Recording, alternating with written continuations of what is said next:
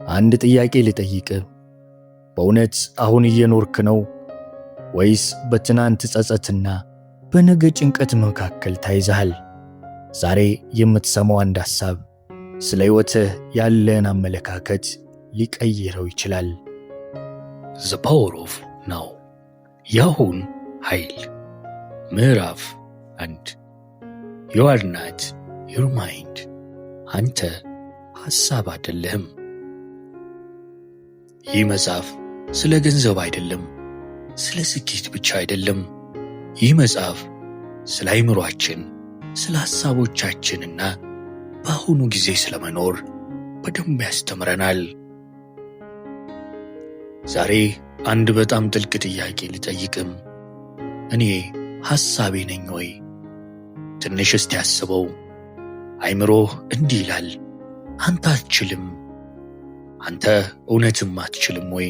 አእምሮ እንዲህ ደግሞ ይላል፣ ነገ አንድ ነገር ይፈጠራል። ያ ነገር በእርግጥ ተፈጥሯል ወይ? እዚህ ላይ የመጽሐፉ ዋና ሐሳብ ይጀምራል። አንተ ሐሳቦች አይደለህም። አእምሮ ሁልጊዜ ይናገራል። እስቲ አእምሮህን ተመልከት። ጠዋት ስትነሳ ዛሬ ምን አደርጋለሁ ትላለም። ከዚያ ትናንት ያደረግኩት ስህተት ምን ይሆናል ትላለም። ከዚያ ነገ ምን ይፈጠራል ትላለም። አእምሮ ካለፈው ወደ ወደፊት ይሮጣል፣ ከወደፊት ወደ ያለፈው ይመለሳል። ችግሩ ግን ሐሳብ እውነት አይደለም።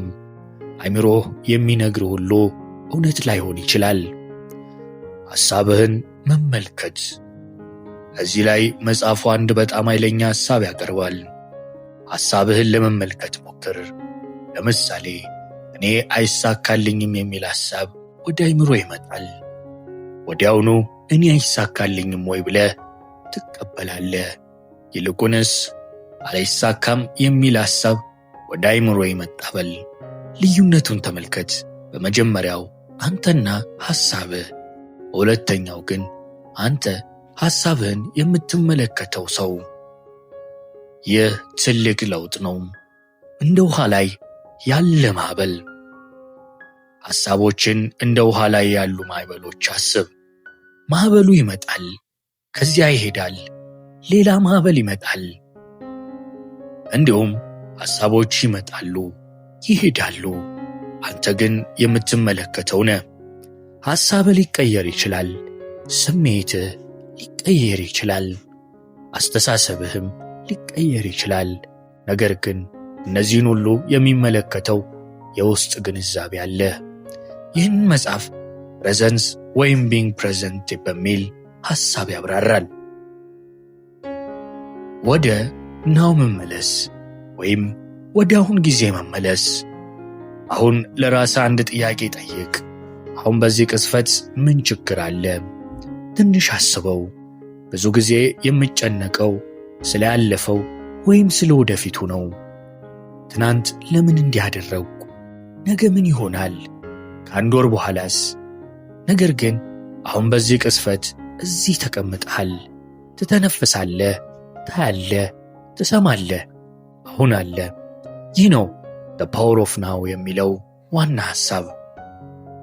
የምዕራፍ አንድ ዋና ትምህርት አንተ ሐሳቦች አይደለም፣ ሐሳቦችን መመልከት የምትችል ሰው ነህ።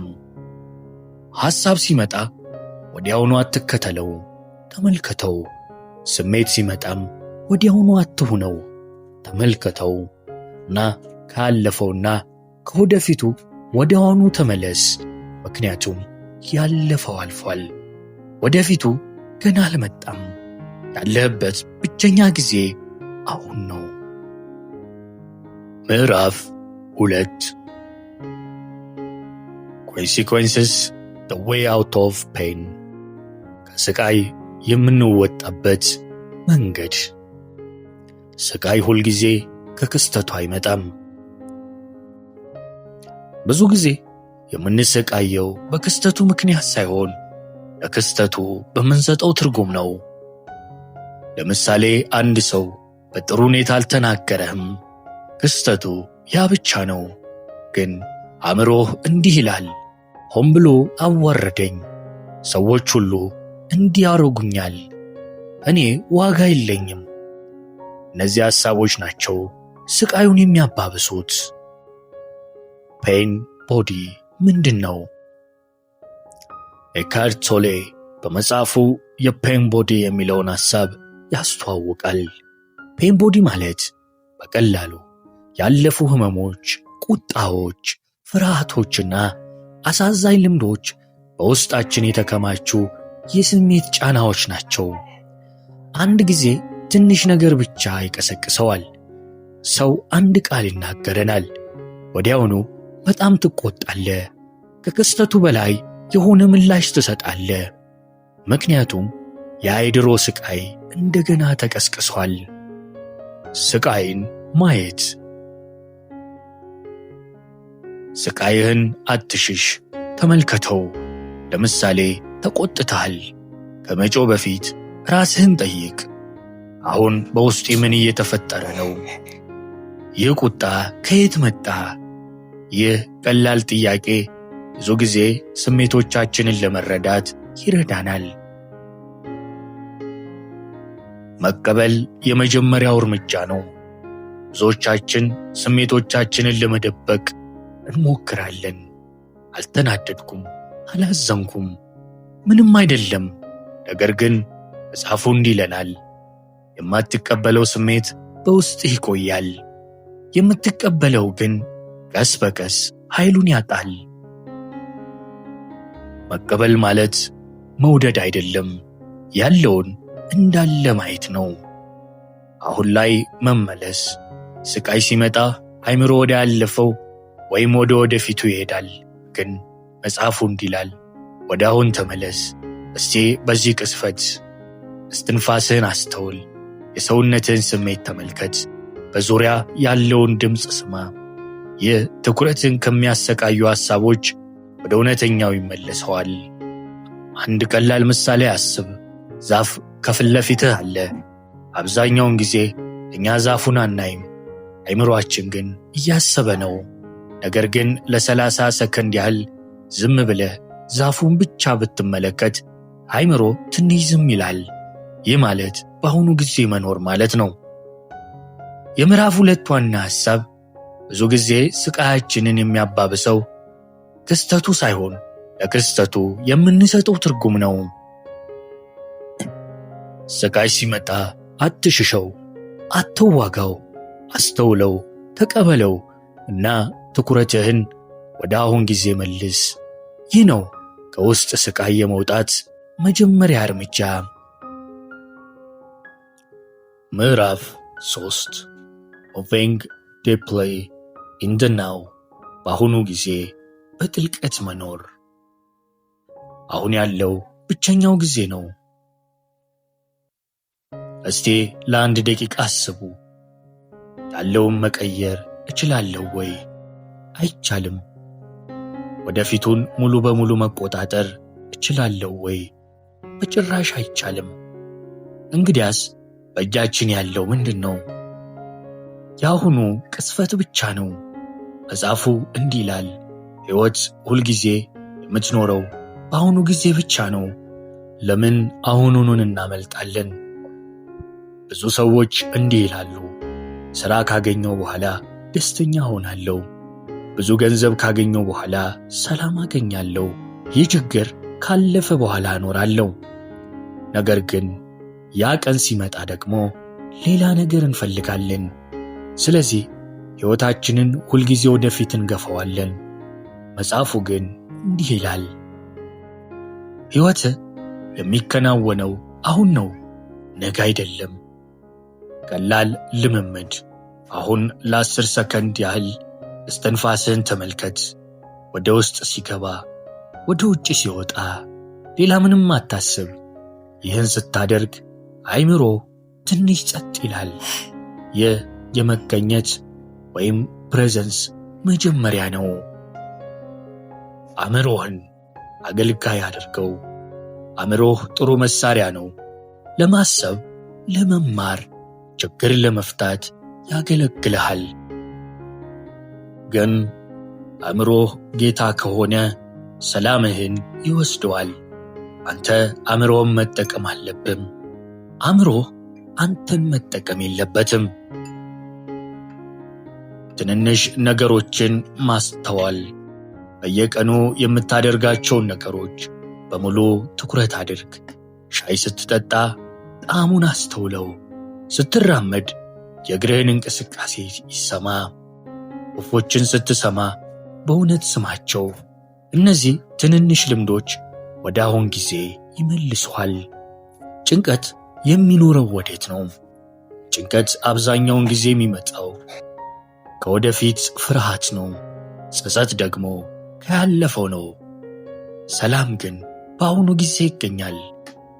አሁንን ስትቀበል ውስጣዊ ሰላም ትጀምራለህ።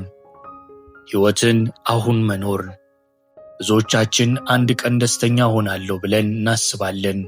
ነገር ግን ደስታ ለወደፊት የምናስቀምጠው ነገር አይደለም። ደስታ የሚጀምረው አሁን ያለውን ሕይወት ስንቀበለው ነው። ይህ ማለት ችግሮች የሉም ማለት አይደለም። ነገር ግን ችግሮቹ ሕይወትን እንዳይቆጣጠሩ መማር ማለት ነው። የምዕራፍ 3 ዋና ሐሳብ አሁኑን ስታጣ ሕይወትን ታጣለህ። አሁንን ስትቀበል ሰላምህን ታገኛለህ። ያለፈውን መቀየር አትችልም። ወደፊትንም ሙሉ በሙሉ መቆጣጠር አትችልም። ግን ዛሬ አሁን ይህን ቅጽበት በሙሉ መኖር ትችላለህ። ምዕራፍ 4 ማይንድ ስትራቴጂ ፎር አቮይዲንግ ዘ ናው። አእምሮአችን ከአሁኑ ጊዜ እንዴት ያርቀናል? አእምሮ ሁልጊዜ ሌላ ቦታ ላይ ነው። አእምሮአችን በአሁኑ ጊዜ መቆየትን አይወድም። ሁልጊዜ ወደ ያለፈው ወይም ወደፊት ይሄዳል። እንዲህ ይላል፣ ትናንት ያን ባላደርግ ኖሮ ወይም ነገ ይህ ቢሆንስ። በዚህ መካከል ግን የአሁን ጊዜ እናጣዋለን። አእምሮአችን ችግር መፍጠርን ይወዳል። አንዳንድ ጊዜ እውነተኛ ችግር የለም፣ ግን አእምሮ እንዲህ ይላል፣ ምናልባት ነገ ችግር ይፈጠራል። ምናልባት ሰዎች ስለ እኔ መጥፎ ያስባሉ። ምናልባት አይሳካልኝም። እነዚህ ሁሉ እውነታ ሳይሆኑ በአእምሮ የተፈጠሩ ታሪኮች ናቸው። መጽሐፉ እንዲህ ይላል፣ ብዙ ሰዎች ከእውነተኛ ችግር ይልቅ በአእምሮአቸው በፈጠሩት ችግር ይሰቃያሉ። ከአስተሳሰብ ጋር ተጣብቀህ አትኑር። አእምሮ አንድ ሐሳብ ሲያመጣ ወዲያውኑ እውነት አድርገህ አትቀበለው። ለምሳሌ እኔ አልችልም፣ ይህ እውነት ነው ወይስ ሐሳብ ብቻ? ራስህን ጠይቅ። አንድ ሐሳብ በመምጣቱ ብቻ እውነት አይሆንም። ሐሳብህን እንደ ደመና ተመልከተው። ሰማይ ላይ ደመና ሲያልፍ አትይዘውም፣ ትመለከተዋለህ። ከዛ ያልፋል። ሐሳቦችህም እንዲሁ ናቸው። ይመጣሉ፣ ይቆያሉ፣ ከዚያ ያልፋሉ። ችግሩ የመጀመሪያው ሐሳቡን ይዘን ስንኖር ነው። ወደ አሁኑ የሚመልሱ ቀላል መንገዶች። አእምሮ በጣም ሲሮጥ ይህን ሞክር። 3 ጊዜ በጥልቀት ተንፈስ። በዙሪያ ያሉ 5 ነገሮችን ተመልከት። የሰውነትን ስሜት አስተውል። ራስን ጠይቅ፣ አሁን በዚህ ቅጽበት ምን ችግር አለ? ብዙ ጊዜ መልሱ ይሆናል ምንም። ሕይወትህን ቀላል አድርግ። አእምሮ ሕይወትህን ያወሳስበዋል፣ ነገር ግን ሕይወት በራሷ ቀላል ነች። በዚህ ቅጽበት ያለብህን ነገር ብቻ አድርግ። እየተመገብክ ከሆነ ተመገብ፣ እየተራመድክ ከሆነ ተራመድ፣ እየሠራ ከሆነ ሥራህን በሙሉ ትኩረት ሥራ። ይህ የአሁን ጊዜ ኃይልህ ነው። የምዕራፍ 4 ዋና ሐሳብ አእምሮ ያመጣውን ሁሉ እውነት ነው ብለህ አትቀበል። ተመልከተው፣ ከዚያም ወደ አሁን ጊዜ ተመለስ። አእምሮ ጥሩ አገልጋይ ነው፣ ግን ጥሩ ጌታ አይደለም።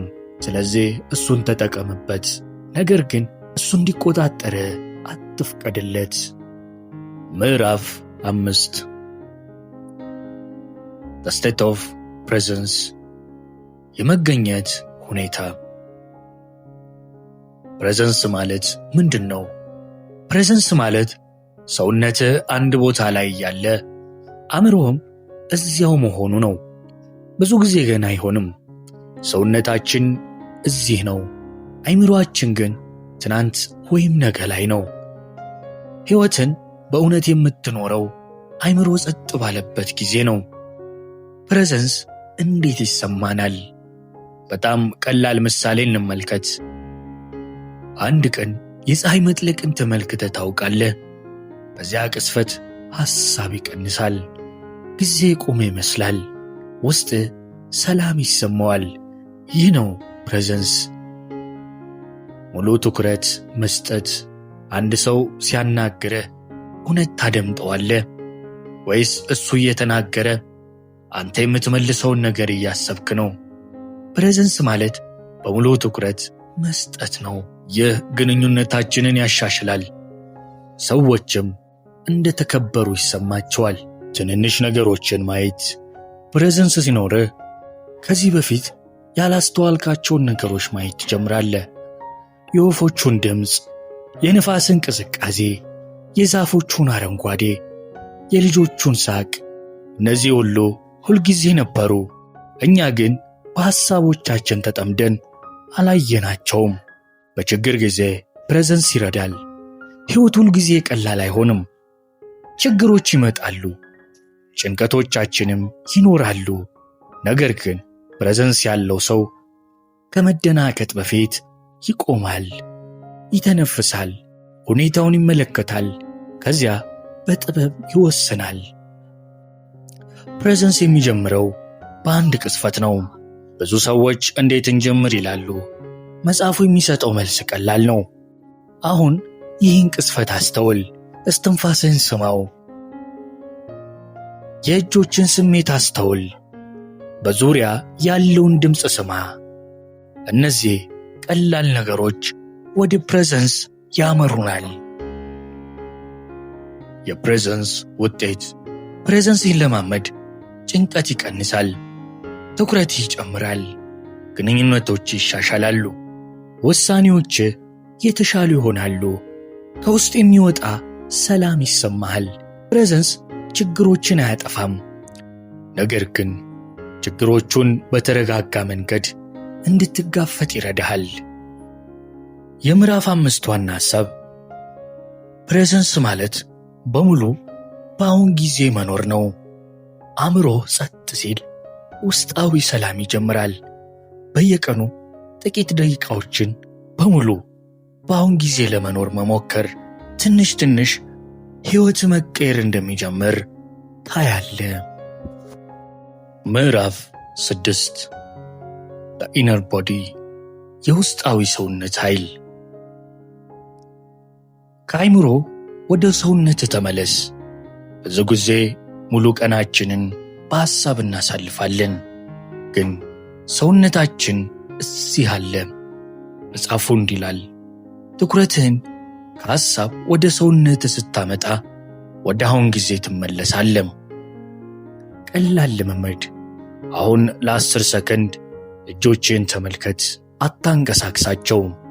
የሚሰማህን ብቻ አስተውል። ሙቀት አለ ወይስ ቅዝቃዜ? ኃይል እንዳለ ይሰማሃል?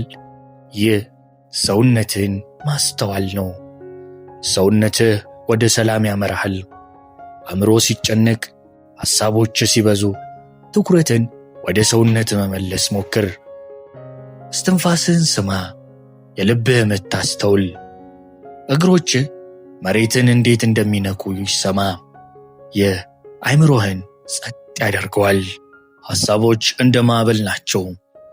ባህርን አስብ። ላይኛው ክፍል ማዕበል አለ፣ ግን ከታች ዝምታ አለ። እንዲሁ ሐሳቦች በላይ ይንቀሳቀሳሉ፣ የውስጥ ሰላም ግን በጥልቅ አለ። ወደዚያ ለመድረስ የሚረዳ መንገድ ሰውነትን ማስተዋል ነው። ጭንቀት ሲመጣ፣ አንድ ቀን በጣም ተጨንቀሃል እንበል። ወዲያውኑ ስልክን ከመያዝ ወይም ሌላ ነገር ከመፈለግ በፊት 1 ደቂቃ ቆም በል። ዓይንህን ጨፍን፣ በጥልቀት ተንፈስ። የሰውነትን ስሜት አስተውል። ብዙ ጊዜ ጭንቀቱ ቀስ በቀስ ይጀምራል። ሰውነትህን ጓደኛ አድርገው። አብዛኛውን ጊዜ ለሰውነታችን ትኩረት አንሰጥም። ሲታመም ብቻ እናስታውሰዋለን። ነገር ግን መጽሐፉ እንዲህ ይለናል፣ ከሰውነትህ ጋር የተሻለ ግንኙነት ሲኖርህ ከራስህ ጋር የተሻለ ግንኙነት ይኖርሃል። በየቀኑ የምታደርገው ልምምድ፣ በየቀኑ ለ2 ደቂቃ ብቻ በጥልቅ ተንፈስ። የልብህን ምት አስተውል። ከእግርህ እስከ ራስህ ድረስ ሰውነትህ ይሰማ።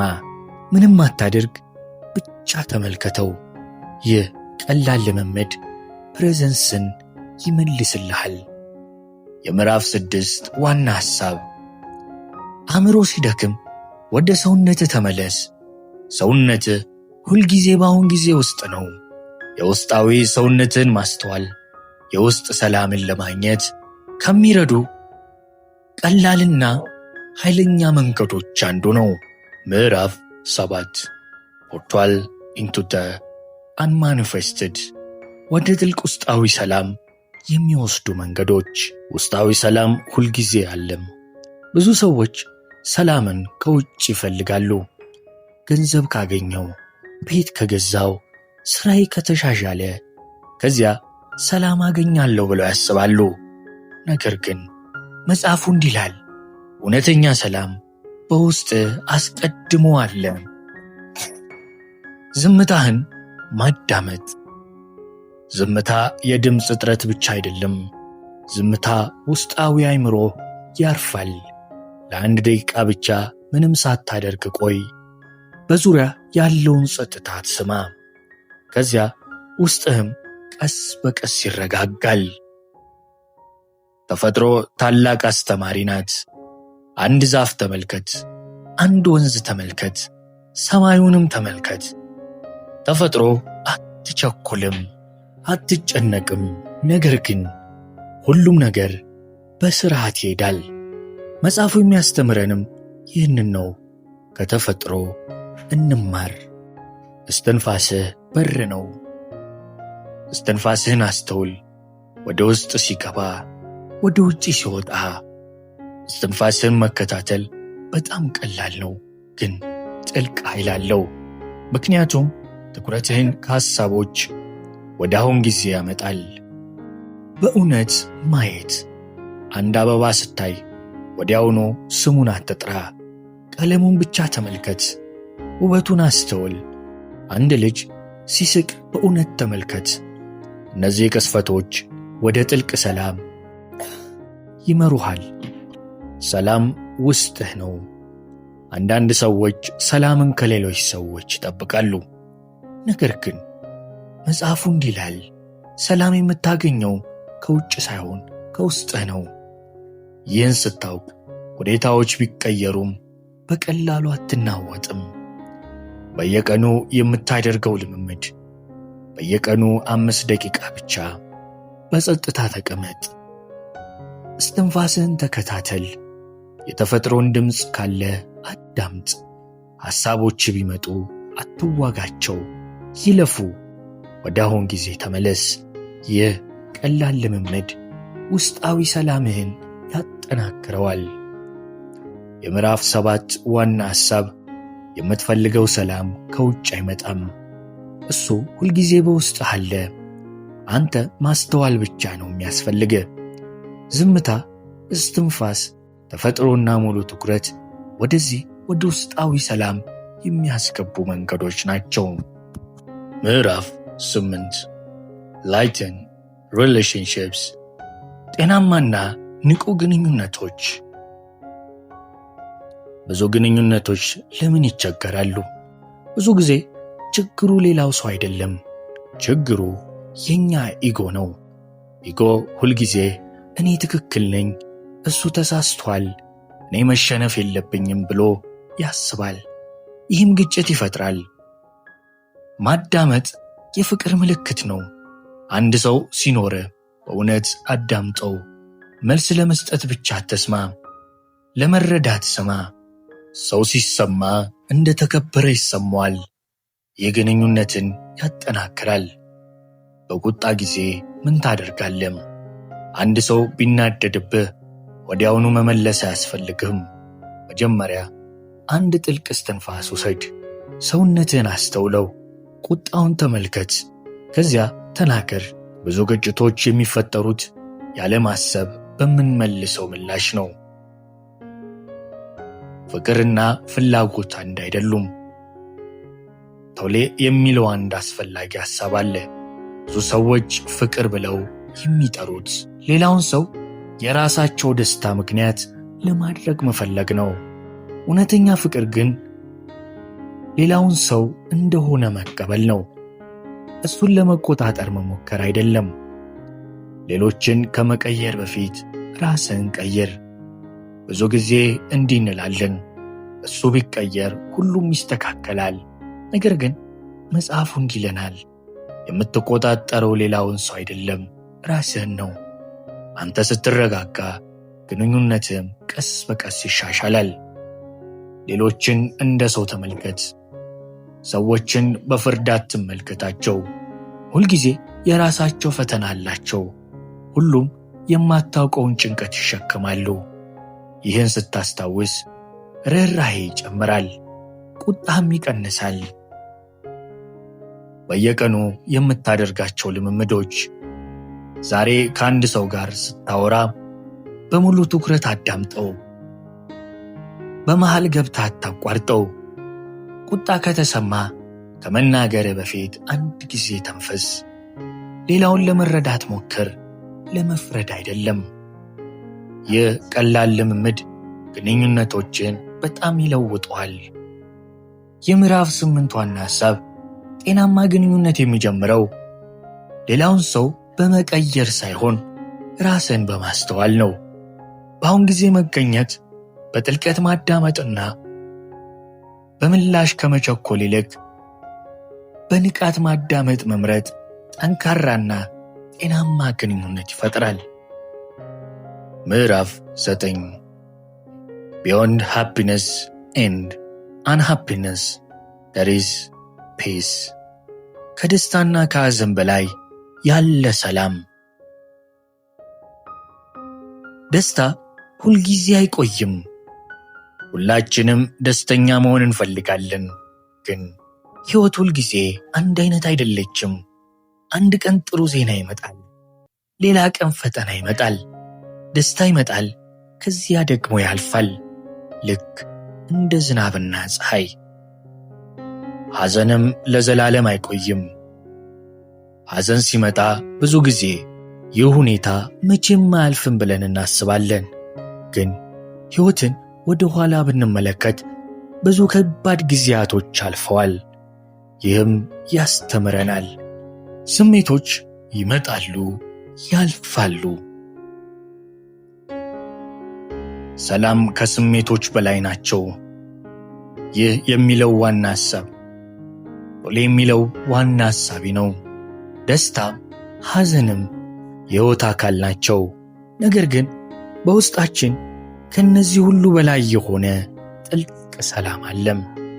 ያ ሰላም በውጫዊ ሁኔታዎች አይቀየርም። ለምሳሌ አንድ ትልቅ ዛፍ አስብ። ነፋስ ይነፍሳል፣ ዝናብ ይዘንባል፣ ፀሐይ ትወጣለች፣ ግን የዛፉ ሥሮች በጥልቅ ተደግፈዋል። እኛም እንዲሁ መሆን እንችላለን። ውጫዊ ሁኔታዎች ቢቀየሩም ውስጣችን የተረጋጋ ሊሆን ይችላል። ስሜትህን አትዋጋ። ሐዘን ቢመጣ ለምን ተሰማኝ ብለህ አትዋጋ። ቁጣ ቢመጣ ወዲያውኑ አትግፋው። ስሜትህን ተመልከተው፣ እንዲኖር ፍቀድለት። ከዚያ ቀስ በቀስ ይለቅሃል። እውነተኛ ሰላም የት ይገኛል? ብዙ ሰዎች ሁሉም ነገር ሲስተካከል ሰላም አገኛለሁ ብለው ያስባሉ። ነገር ግን እንዲህ ይለናል፣ ሰላም የሚጀምረው አሁኑኑ ስትቀበል ነው። ሁኔታውን መቀበል ማለት መሸነፍ አይደለም፣ እውነታውን በመጀመሪያ ማየት ማለት ነው። በየቀኑ የምታደርገው ልምምድ። ዛሬ ደስታም ሆነ ሐዘን ቢሰማ ራስን እንዲበል፣ ይህም ያልፋል፣ ከዚያ አንድ ጥልቅ እስትንፋስ ውሰድ። ወደ አሁን ጊዜ ተመለስ። ውስጣዊ ሰላምህን አስታውስ። የምዕራፍ 9 ዋና ሐሳብ ደስታም ሆነ ሐዘን ይመጣሉ፣ ያልፋሉ። እውነተኛ ሰላም ግን በአሁን ጊዜ ውስጥ ሁል ጊዜ ይገኛል። ሁኔታዎች ሊቀየሩ ይችላሉ፣ ግን ውስጣዊ ሰላምህን መጠበቅ መማር ትችላለህ። ምዕራፍ 10 The Meaning of Surrender የመቀበል ትርጉም። መቀበል ማለት መሸነፍ አይደለም። ብዙ ሰዎች መቀበል ሲባል ተሸንፌያለሁ ብለው ያስባሉ። ግን መቀበል ማለት እውነታው እንዳለ ማየት ነው። ከዚያ በኋላ ጥበብ ያለውን እርምጃ መውሰድ ነው። እውነታውን መቃወም ስቃይን ይጨምራል። አንድ ችግር ቢደርስብህ ለምን እኔ ይህ መሆን አልነበረበትም ብለህ ስትቆጣ ችግሩ ከመቅረቱ በላይ የውስጥ ስቃይ ትፈጥራለህ። ስቃይ ብዙ ጊዜ የሚመጣው እውነታን በመቃወም ነው። ለምሳሌ ወንዝን አስብ። ውሃው ወደፊት ይፈሳል። አንተ ግን በተቃራኒው አቅጣጫ ለመዋኘት ብትሞክር ትደክማለህ። ውሃውን ስትቀበል ግን በቀላሉ ትንቀሳቀሳለህ። ሕይወትም እንዲሁ ነች። ከመቀበል በኋላ ያለ እርምጃ። መቀበል ማለት ተቀምጠህ ምንም አለማድረግ አይደለም። ለምሳሌ ሥራህን ካጣህ መጀመሪያ እውነታውን ተቀበል። ከዚያ አዲስ ሥራ መፈለግ ጀምር። ከፍርሃት የሚመጣ እርምጃና ከሰላም የሚመጣ እርምጃ በጣም ይለያያል። በየቀኑ ራስህን ጠይቅ። አሁን ያለውን ሁኔታ እቃወመዋለሁ ወይስ እቀበለዋለሁ? ይህን ጥያቄ ማቅረብ ብቻ ብዙ ጭንቀት ይቀንሳል። መቀበል ነፃነትን ያመጣል። ሁኔታዎችን ስትቀበል አይምሮህ ይረጋጋል። ውሳኔህ ይጠራል። ፍርሃት ይቀንሳል። ውስጣዊ ሰላምህ ይጨምራል። ይህ ማለት ሕይወት ችግር የለሽ ይሆናል ማለት አይደለም። ነገር ግን ችግሮችህን በተረጋጋ አይምሮ መጋፈጥ ትችላለህ። የዚህ መጽሐፍ ዋና ሐሳብ እንመልከት። ዘ ፓወር ኦፍ ናው በአጠቃላይ የሚያስተምረን አይምሮአችን የምንሆነውን አይደለም። እውነተኛ ሕይወት በአሁን ጊዜ ውስጥ ነው። ውስጣዊ ሰላም በውጭ ሁኔታዎች ላይ አይመሰረትም። መቀበል የውስጥ ነፃነት ያመጣል። የምዕራፍ 10 ዋና ትምህርት እውነታው እንዳለ ስትቀበል ውስጣዊ ትግሎች ይቀንሳሉ። ከዚያም በጥበብ እርምጃ መውሰድ ትችላለህ። የዘ ፓወር ኦፍ ናው የተሰኘው መጽሐፍ አንድ ቀላል ነገር ያስተምረናል። ሕይወት ያለው አሁን ባለው ቅጽበት ብቻ ነው። ያለፈውን መቀየር አንችልም።